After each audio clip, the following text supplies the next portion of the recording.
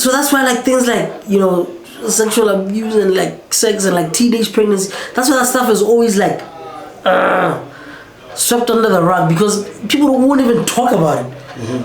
They won't even talk about it. So like growing up, I had my granddad, and you know, I knew the man loved me and he was my father figure.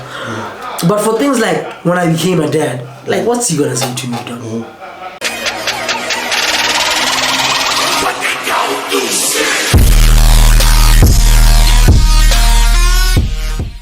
Frostbite. What's up, dude? Wagwan. How you doing, my homie?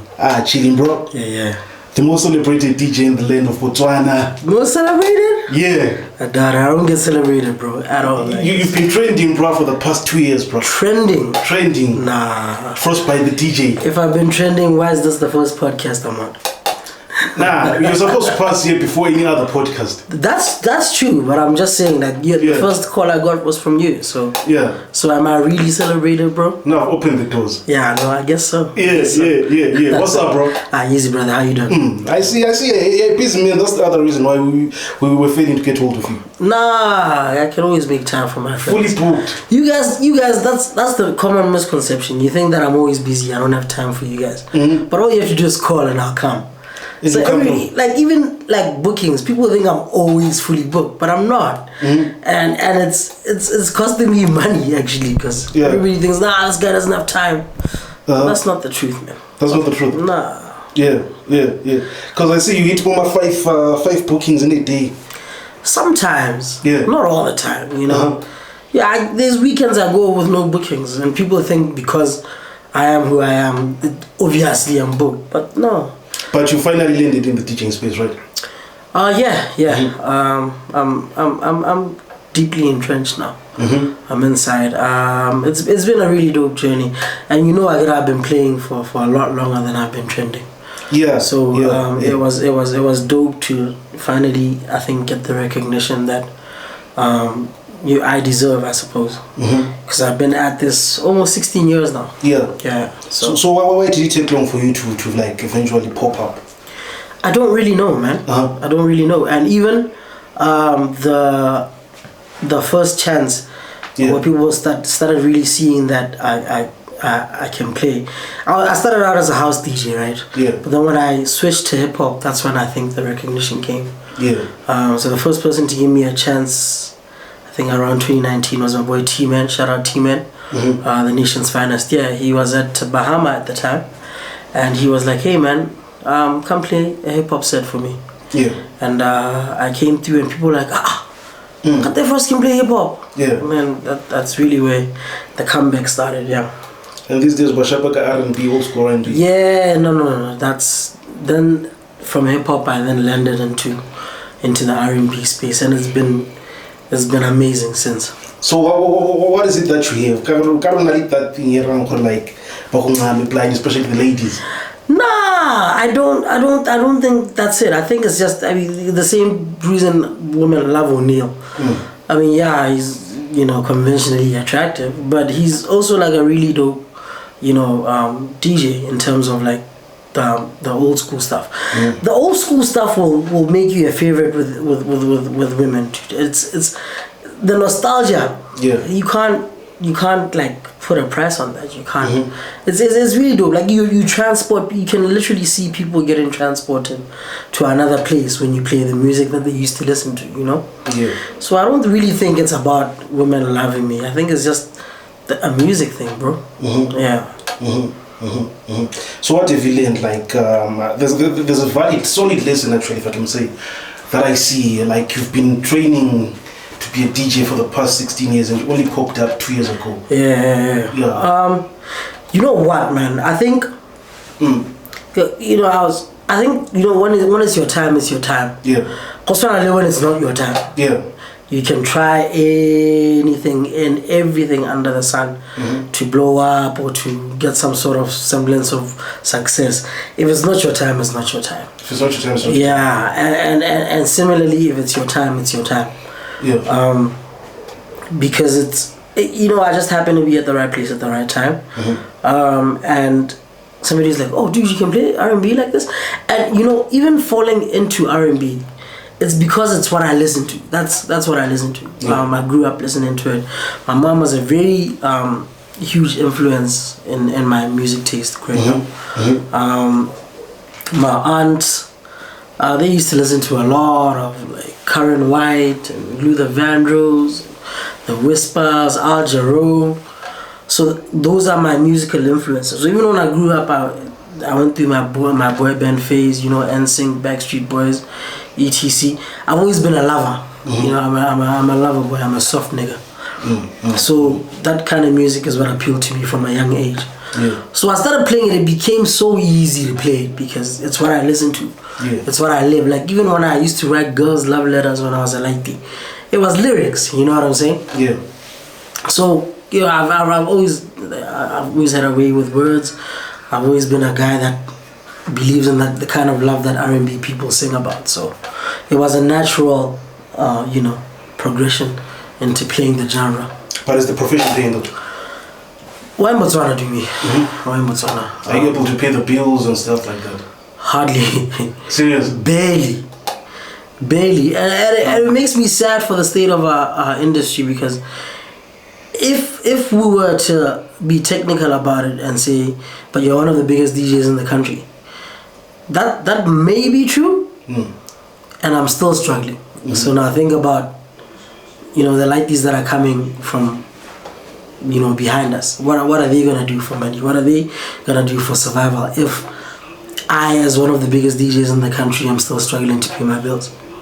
Yeah, I've had, you know, December is always a good month for me. I'm always able to make a little bit more in December because of how frequent the events are in that month, right?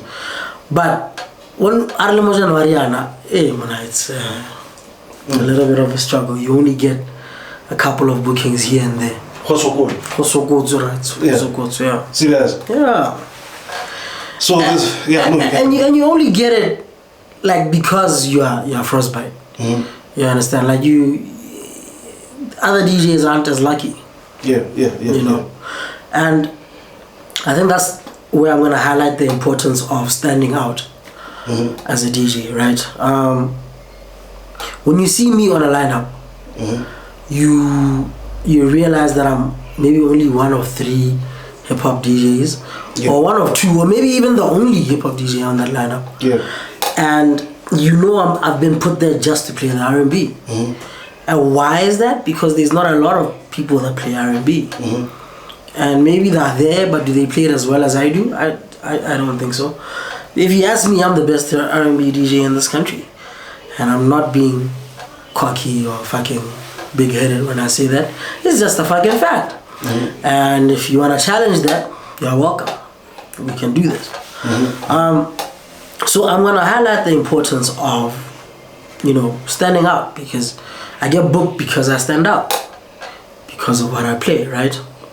So, you know, I'm still yet to master the branding side of things, you know, where I shoot my content and I do multiple photo shoots and I do this and I do that. I'm still yet to master that side of things. Right now, the only thing that works for me is the fact that I'm a good DJ. That's really it. That's the end all be all of it. It's all it. Right? There's nothing special about me outside of that. You know, I can play R&B. That's it. Okay. Yeah. But there's this notion of like DJs, like they are players. Like you guys like women love you and you guys take advantage of it. Like you guys have multiple girlfriends and stuff like that. Yeah. Yeah. I mean, you know, just like every other stereotype, there's an element of truth to it. You know, I know both extremes. I know DJ homies of mine who, some of them are even married now, with kids, happily married with kids. Some of them do the player thing. I myself, on the other hand, me, like I just said to you, dog, I'm a lover. You know, I was in a relationship for 4 years. Yeah, it just ended, and you know, there was none of that. There was no drama. There was a lot of drama, but it wasn't because I cheated, because I had another woman in my life. No. Get groupies. Get groupies. You know, I think I'm the only DJ without groupies, eh? Unless I don't know about them, but like I don't have groupies, bro. Yeah. And you know, I have people that appreciate my music. I have people that will come to every show just because I'm on the lineup. Special shout out to Tapioa and Lamar Ashton. That's my dude. Yeah. That dude comes to almost every show I'm at. Shout out to you, bro. Yeah. Yeah, but that's about it. What about a lady called Palesa? Apparently she cries when DJs play R&B. Palesa she means she's got a very special place in my heart because if we're gonna be honest, she's the one that started booking me the most. Yeah. She heard me play at North on a Club, and at the time she was doing an event called the Gaps Shindig. So we'd move around a lot. Most of them were in Notane, but we'd move around a lot. And every single Gap Shindig, dog, I didn't have to ask Palisa. I was inside all the time. Yeah. And she was really supportive, and she's part of the reason why I ended up getting more of an audience because she booked me every show. So that exposed me to a lot more people who are fans of R&B. And it led to more bookings. So I really appreciate Palisa. Shout out Palisa Muzimo. Thank you so much for all the opportunities that you... Shout out to Palisa. Shout out to Palisa, yeah. Yeah. So when are you dropping your first single as a DJ? Because apparently if you're a DJ, for you to be more relevant, you have to start dropping your own music. I don't think that's particularly true for the Botswana market. You know, a lot of people want to use formulas that are used the world over for the Botswana setting, and that's where we get a lot of it wrong. Yeah. Because the market here doesn't respond to things the way the rest of the world does. Right? That's why you still have V as your biggest superstar. Right? But look at what Banty and Vizo are doing. Look at what William Last is doing. Right? Music wise. Look at what Ezra Neethings is doing. Hansi. Right? Those guys should be huge, should be bigger, much bigger than they are right now. But they don't cater to the bulk of the BW market. They cater for the urban side of things. And the urban side of things don't buy. They don't attend shows, they don't purchase music. Everything's on the net, so they get it off the net. Right? That's why you have Franco will go on tour of community halls all over the country, come back with 100 bands. Right? Because he knows his market. He's not trying to do too much.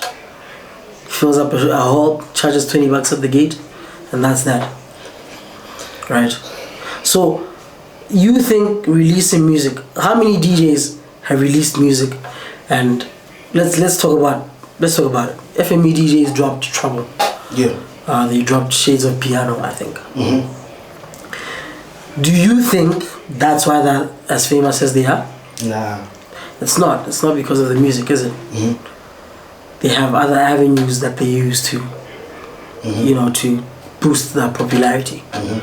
You know, they have the car show, they have the Steers campaign, they have the Flying Fish campaign, right? And they are handsome motherfuckers and they know how to dress, right? But how much can we say the music helped push that brand? Between me and you. Nah, there isn't much impact. Yeah, I'm on Trouble. I'm on one of the songs on Trouble, right? I think me and Horata were on a song called Raskanta. Yeah, I'm on Trouble. But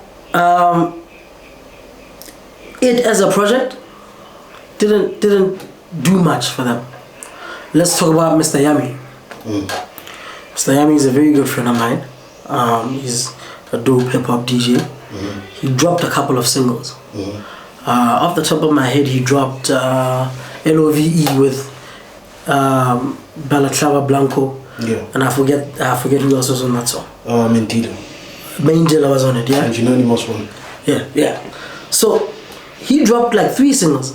I'm on one of his singles as well, with Abigail Issa. Yeah. Right? What did those songs do for Mr. Yami? Did they get him more bookings? No.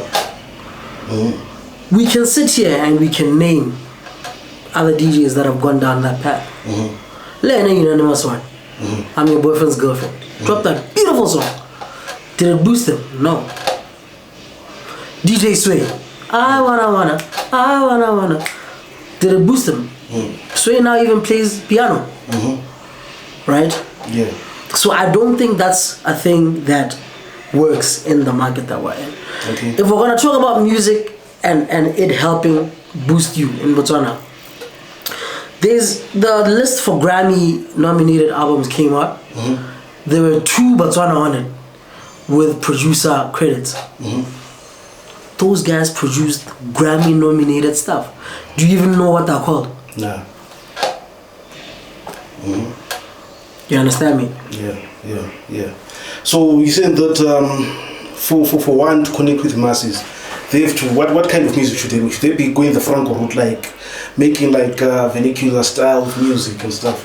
I mean, the proof is in the pudding, and guys that are doing that are the ones that are caking as musicians. I mean, look at the Sereti and the Natives.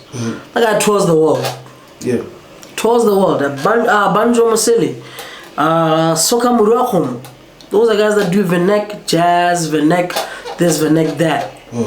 Those are the people who have been able to successfully export their talents music-wise. Culture Spears, Chamagal.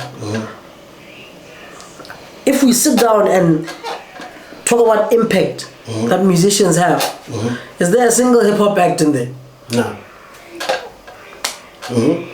So what's your take on Botswana hip-hop? Like, how can we really excel? Because back then it was like the Channel O Awards and stuff. Yeah, look man, the kids are out there, they're making the music, it's good, it's amazing.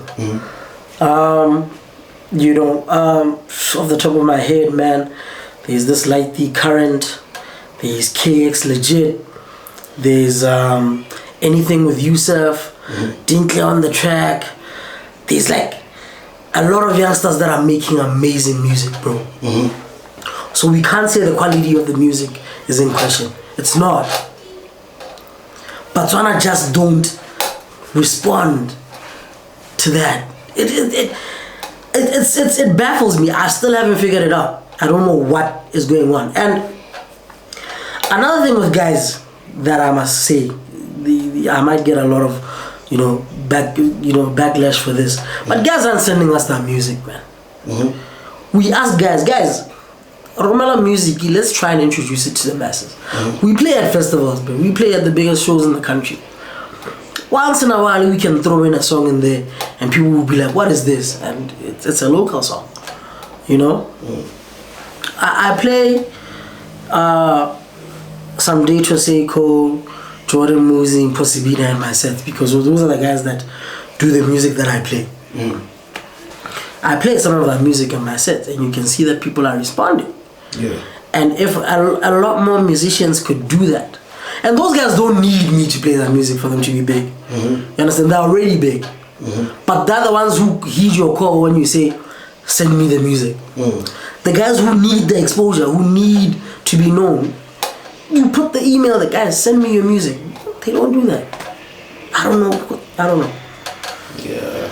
That's it. Speaking of music, why have you stopped singing? Because people don't know that you're a dope R&B artist. For the reasons I just said, man. Yeah. Also, I think the last time I had really proper chemistry with a producer was my boy Just Beats. Yeah. But we haven't spoken in a long time now.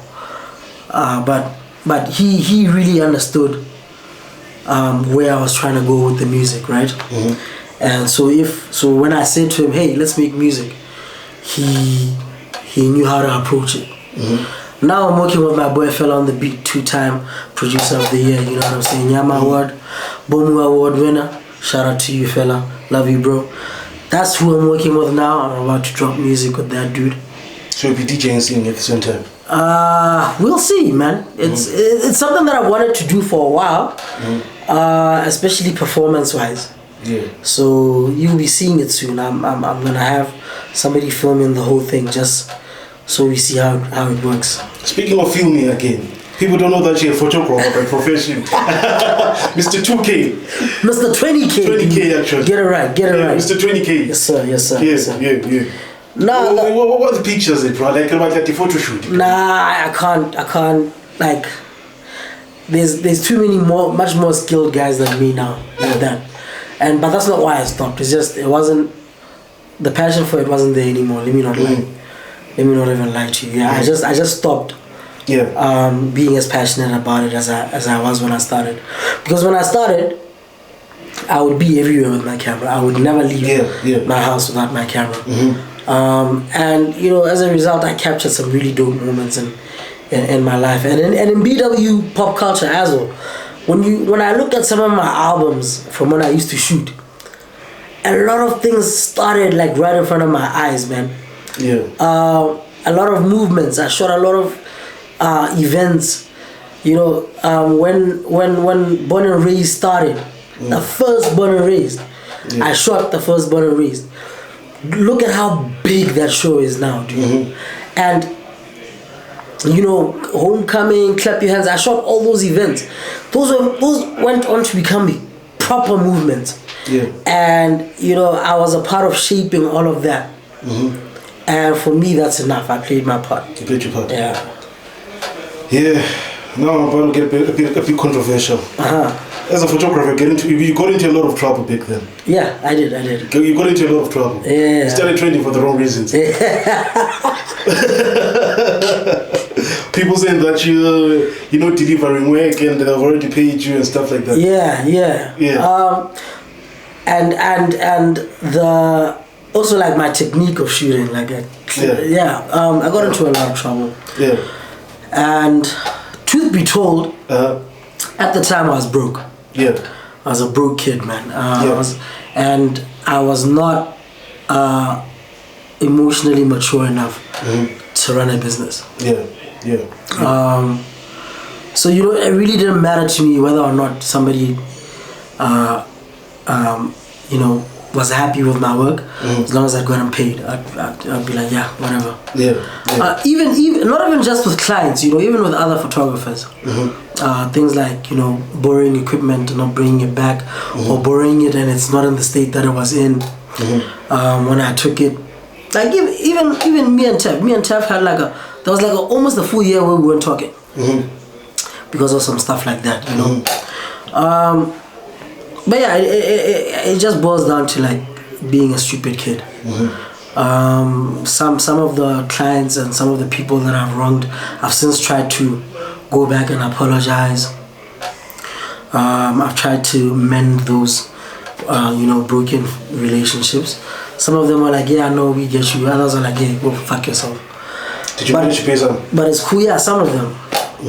But the one where I really trended was a friend of mine's wedding. Her name is Ricky. Yeah. I went to school with her at Monash. That's the one I really, really trended for. And, that one was like a really big sort of miscommunication. Not to say I didn't mess up, because I did. But that one, like I said, had I been emotionally mature enough to just go to her and say, okay, listen, I messed up, let's fix this way, she would never have seen the need to go write crime and whatever. We would have sorted amicably. Had I just answered her calls when she called, and had we just sat down and said, okay, listen, whatever I need to pay you back, here's a payment plan. None of that would have happened. And I mean, I know all of that now, because now I've been in business for longer, and I'm more, I guess, mature when it comes to interpersonal relationships. Yeah. Did you make peace with Ricky? I haven't yet, but it's one of my resolutions this year. Can as well start with the camera, just talk to Ricky, bro. Nah. It needs to be heartfelt. She needs to know that I mean it. I'm not gonna do it. Yeah. And then it's gonna seem like I'm doing it for the views. For the views. Yeah, I'm not gonna do that. And that's when our podcast we have a lot of likes and views. So I just wanna go to her and first apologize before before I apologize as Mr. 20K, I need to apologize as her friend first, because the reason why I even got that job was because we were of the friendship. you know, yeah. So, like, at which point did you say, dude, this shit has to stop? You know, it was, you know, the reputation was bad, man. I wasn't able to do a lot of things, even when it was clear that I was the best person for a job. Because of the bad reputation, I would miss out on a lot of opportunities. I was losing a lot of really valuable friendships. And even just like living with yourself becomes a little bit harder when you realize that, you know, people are a little bit uncomfortable when you're around, you know. So you have to go sit down with yourself and be like, hey, this isn't the reputation, this is the name I want out there for myself. It was embarrassing, like even for my mom used to tell me, yo, dude, the ladies the little girls that I work with at the office are saying you did 1 and 2 and 3. You know, and so I was even starting to make my mama look bad. You know what I'm saying? So I just went back and sat down by myself, and I was like, okay, 1, 2, 3. Also, like, I was a dad, and I was thinking about what kind of, you know, example that I'm gonna set for my kid. Yeah. So which lesson did you learn then? Honesty is the best policy. That's the first lesson. The second lesson is, you know, we all make mistakes. But when you're genuine in your apology, and you're genuine in, you know, your desire to make amends for that mistake, or for you know, that fuck up, then people will always be willing to give you a second chance. And you got your second shot. Yeah. And you know, I've tried to keep my name clean since then. You know, I try to be more honest in my dealings. And another thing that I never used to be able to do was say no to work. You know, and sometimes I get overwhelmed because I took too many bookings. And even right now, you know, my ex-girlfriend used to really call me out and say, look at how tired you are. It's because you took 6 gigs in one day. Why did you do that? And some of them I'd have to drive out of town for, and you know, whatever.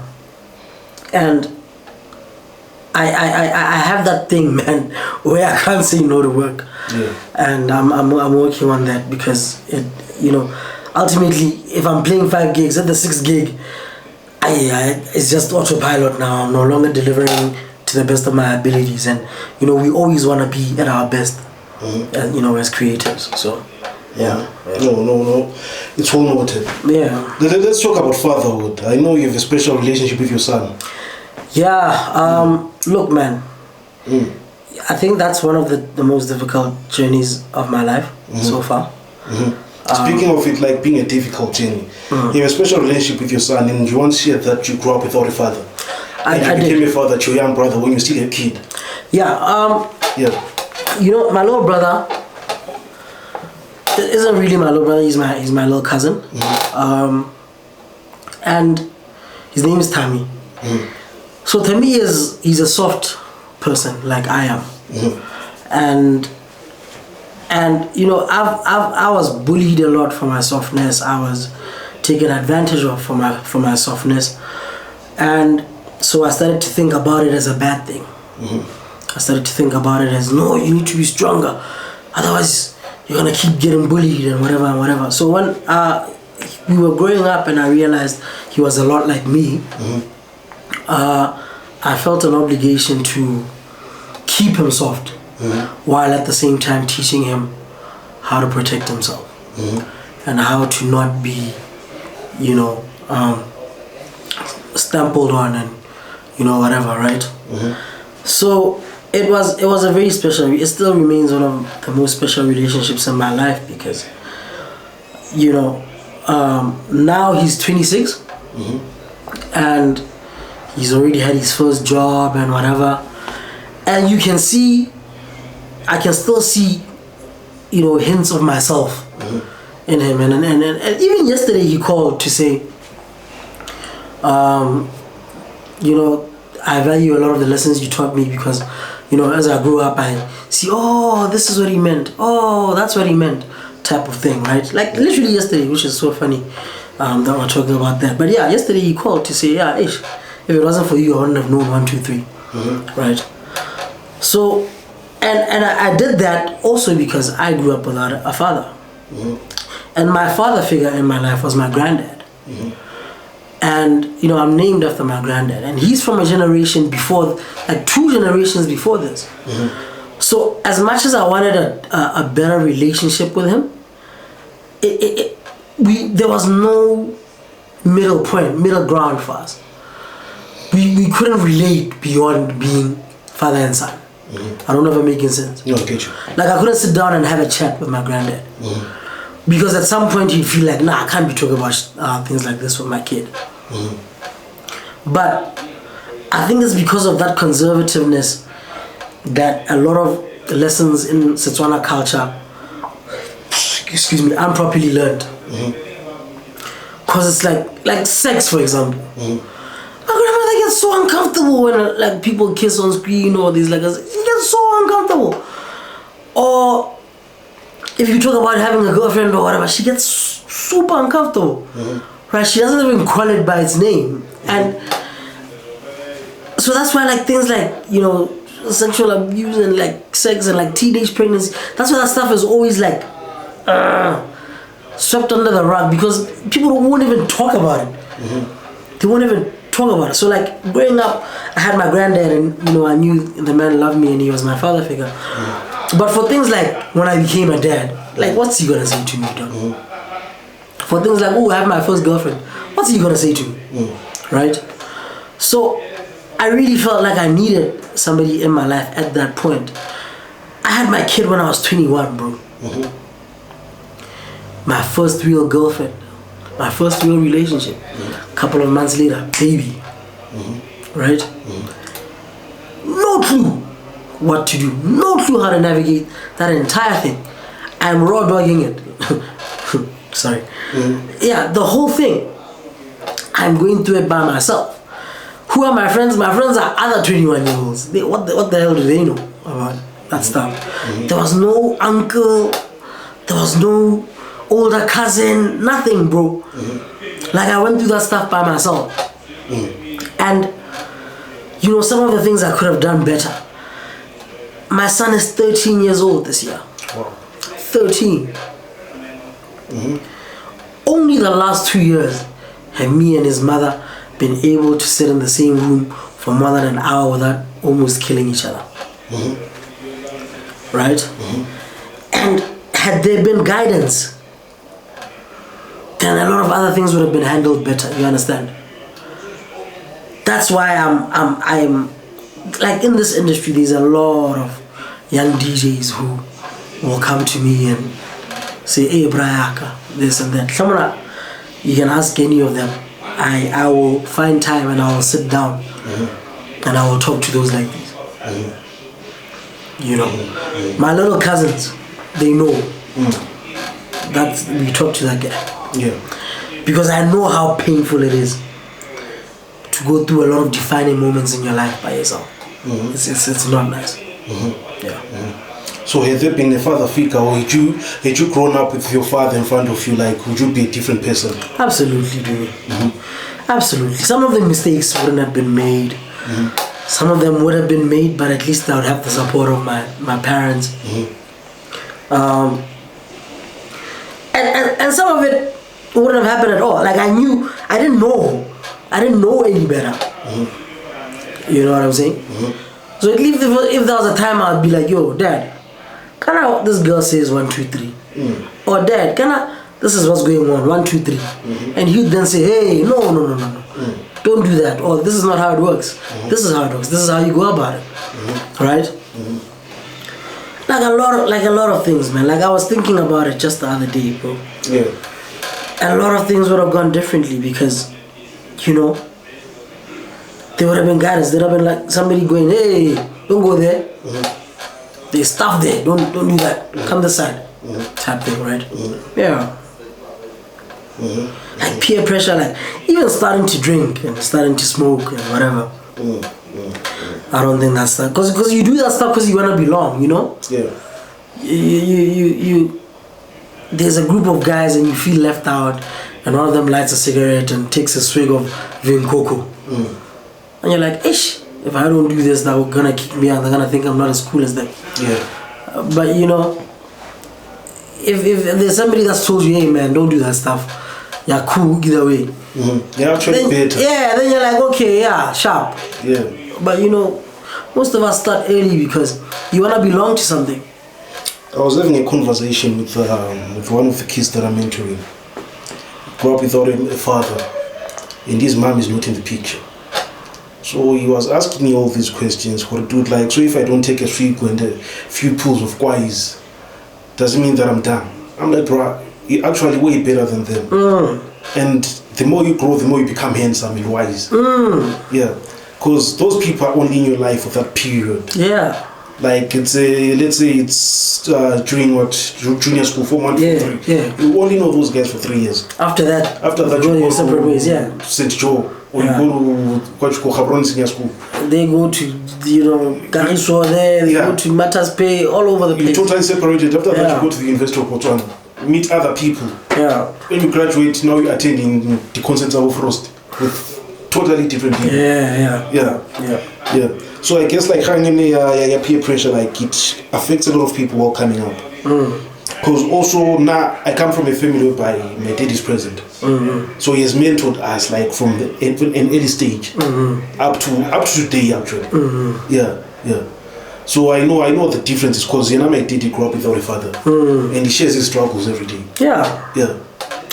It's you know what, like it's a lot of people think it's not that deep. Bro, that it is that deep, eh? It is that deep. I've got a friend of mine that says, yeah, I grew up with that and I'm fine. Okay, cool, you're fine. But like the bulk of us aren't. We have a lot of daddy issues, man. And like I see it even when I try to spend time with my kid. Yeah. Right? Like I said, he's 13 now, so he's asking all sorts of questions, you know? There's all sorts of things that are happening in his life. You know, he's meeting girls. Puberty. Yeah. He's got this thing. My son's really, really competitive. Like he's a really competitive guy. Like, you know, in December we fought tooth and nail because he wanted a pair of Air Forces or Jordans or whatever. Yeah. And you know why he wants them? It's not that he particularly likes them. He's just the only one in his class that doesn't have a pair. Oh, I get it. You get it. And he's, you know, like he was so adamant, like he almost cried. Like I'm the only one, I'm gonna be the only one. Cause that's what he said about a phone. I got him a phone, sharp. Now it's the shoes, right? And I'm, you know, I was parenting from a place of guilt because the first couple of years of that man's life I was not there. Like I said, there was a lot of emotional immaturity within me. Number 2, I wasn't really making money then. You know, like I said, I've been able to buy him phones, I've been able to do this, I've been able to do that. I've basically been able to father better, to be a better father because I'm earning a little bit more, right? But, so when he asks for stuff, I find it really hard to refuse because I feel like there's a lot of lost time to make up for. Yeah. So, yeah, his mother calls it parenting from a place of guilt. Because then she says no. And then when he comes to me, I say yes. And why do I say yes? Most times it's because I'm guilty because I feel like I let him down by not being there to guide him as he came up. Right now is the time he needs me the most, right? Because now this is the worst time for peer pressure.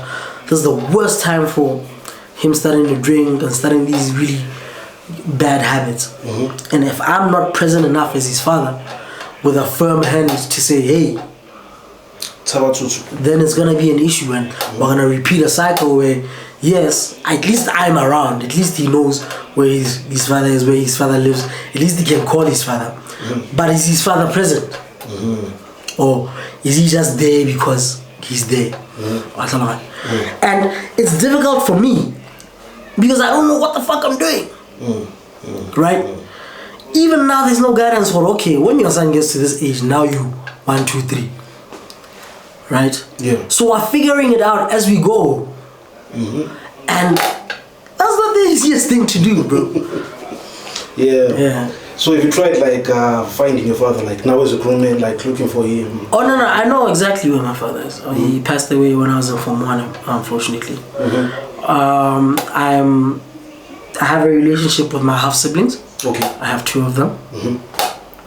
And you know, it isn't an easy thing to try and form relationships at the ages that we're at. Yeah. But we try. We try to have lunch once in a while.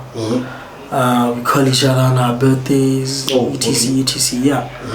We've been trying to have a relationship, but you kind of, or at least I kind of, okay, I don't want to use the word resent, because I don't resent them. It's not their fault that he was in their lives and not in mine. But you know, I find myself wondering, why? Because you know, was it trying to abandonment issue like that? My dad's whole side of the family is still around. He's still got siblings. I've still got aunts and uncles and all those things, and there's been no effort to have a relationship with me. So you know, things like that, you ask yourself, what's wrong with me? Why don't they want anything to do with me? Is there something wrong with me? Like, did I do what happened? Like, why won't they embrace me? Right? And you find yourself, like I found myself being happy about my success, not because it was good for me, but as a fuck you to them. Right? And as a result, I wasn't really enjoying my success. But now I'm doing it for myself. I'm doing it for my kid. I'm doing it to leave some sort of legacy behind, right? And now I'm enjoying it a little bit more. You know, if you watch clips of me playing, you'll never see me smiling. I'm always like really just straight-faced. I've never seen you smiling. It's only today on this podcast. Nah, I'm joking, bro. So growing up without a father now, like which lessons are you teaching your son? The most important thing is communication. Because like I said, there was no guidance. You didn't know who to ask. You didn't know which questions to ask, right? So what I'm trying to really cultivate in my son is that when issues arise with whatever, if he's getting bullied at school, if he's having trouble learning something, if somebody says something to him that he doesn't like, if you know he's having trouble studying a certain subject, or his mom said something to him that he didn't like, or any adult did or said something to him that he didn't like, I'm trying to open a channel of communication between us, where he feels like he can come to me and I won't be like, why did you do that? Type of thing, you know. We'll sit down and we listen to each other and talk. Whenever my son is around, the thing that we like to do is take walks. We take a lot of walks, me and my kid. He's always on his phone or playing a game or this or that.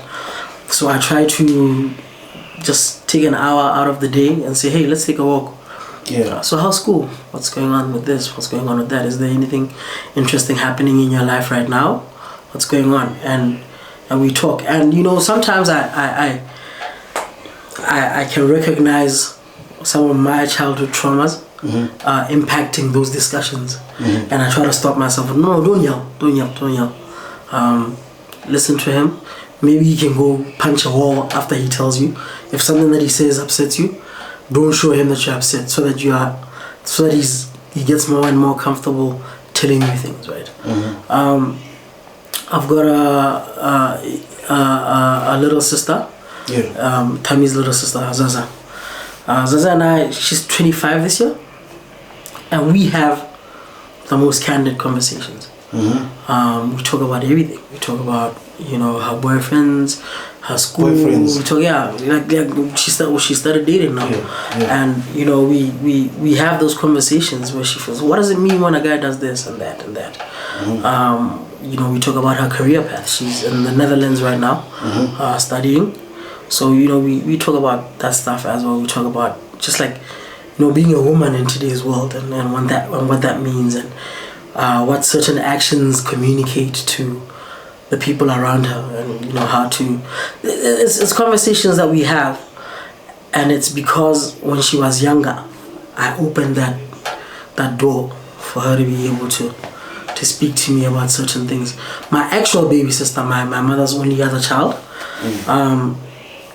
I'm struggling to connect with her, and I think it's because she also grew up without her dad. I took on that role, but I took on that role in a traditional manner. I wasn't like the modern big brother who you can talk to about anything. So now, I think she can't stop seeing me that way, like as a deputy parent. So we're struggling with connecting on a sibling level, because she views me like timer, right? And just that discrepancy between my two sisters, it has shown me the importance of that channel of communication. You understand? Yeah. Okay, no, I get you, bro. I get you. So in life, you know, like it's like that. Life is not straight as a rule. No. It's very. Yeah. I think we disappoint ourselves by expecting life or anything really to be linear. It's never just gonna be from A to B. It's never gonna be a straight line. You spoke of childhood traumas. And you spoke about getting bullied. Like what? How are you getting bullied? Is one particular incident I remember. I went to Laga Academy for high school. So like I said, I get so hagala with the R&B. And with the singing and whatever. And at the time it was viewed to be gay. To like the kind of music that I enjoyed, you know. So remember one time I went to the tuck shop. I hadn't eaten breakfast, so I went to the tuck shop and I got 2 pies, right? And one of the popular kids at school wanted my other pie, and I refused, right? And then he started hitting me, like just slapping me on my back. And I think like 20-30 people joined in. I just started getting moved for no reason. And I remember not even crying. I remember just like waiting for it to end. Just like slaps from everywhere, bro. I just remember waiting for it to end, and then break time was over. Then I just went to my locker, took my bag, didn't say anything to anybody, I just went home. Right, and that was the worst of it, right? But I'd always get like remarks like, when I had game, when you listen to Big Street Boys, now I'm listening to Tupac and Biggie, and that's music I used to listen to as well. It's just I'm an R&B dude, so you know, me being different in that regard got me bullied quite a lot, and not even just at school, like even in my neighborhood, you know, back at home. And like I said, I've always been a soft kid. I grew up quite privileged. You know, my granddad was in politics back in the day. My grandma was a teacher. She worked in the banks. She was a teacher. She was the so I grew up pretty okay. I don't want to lie to you. And a lot of people resented me for that. You know, people would be discussing things, and most of the people that I grew up around went to public schools. So I would try and, you know, contribute to the conversation, and I'd be told, no, you must shut up, because you don't know our struggles. You don't know, you know, you probably eat cornflakes for breakfast, and then you eat rice for dinner, and then you understand. I at some point I resented being privileged, because it was always such a thing with people. You know, no, you can't say anything. You live in a big ass house. You must shut up. Right? You don't understand. So I grew up. I didn't grow up with a lot of friends because of that. Because, you know, I was lucky enough to be born into a middle class family that could afford to, you know, once in a while buy me a PlayStation, or get me the latest BMX or whatever, right? So how did that catch up with you, like the bullying, like now as an adult, like you're still suffering from that trauma? Just into, I think going to school outside of Botswana for university, it really, like the version of myself that I became, like Frostbite was born in Joburg. Because when I got there, I decided that I was just going to reinvent myself. Yeah. I wasn't going to let who I was in high school define who I then became, into adulthood. So yeah, I when I got there, I was in charge of the music system at Monash, and it allowed me to practice my DJing at odd hours of if I couldn't sleep. The sound was kept in a basement back at Monash, and I had the keys, and I would just go and practice and practice and practice, and even my confidence was boosted by the fact that I could see, okay, this is something that I like doing. I'm good at it. Even the school recognizes that I'm good at it. I got a bunch of certificates, and for my contribution to the growth of the entertainment industry at the school. So then I became this version of myself, but a lot of it was a defense mechanism. A lot of it was like, I'm only realizing now later in my life that a lot of the things I thought I liked when I was 21, I don't really like crowds and always being around people and this and that and that. Later in my life now, I'm realizing that I'm not really a people's person as much as I thought I was. I think it was just a defense mechanism that to keep people at a certain distance, because all people will do is hurt you, man. And we learn as we grow, and some of these things I realized I needed to seek professional help to deal with. So I started my therapy sessions. I started writing music. To sort of just like as a medium to get my thoughts out. If you listen to a lot of my songs, that they're very relatable. I talk about becoming a father. I talk about getting my heart broken. Just like life shit. Yeah. Okay. All right. So the reason I was asking, like, a lot of people are like grown adults, like they're still suffering from the trauma of getting bullied when they were kids, and they now take it on their peers, like especially in the workspace and stuff like that.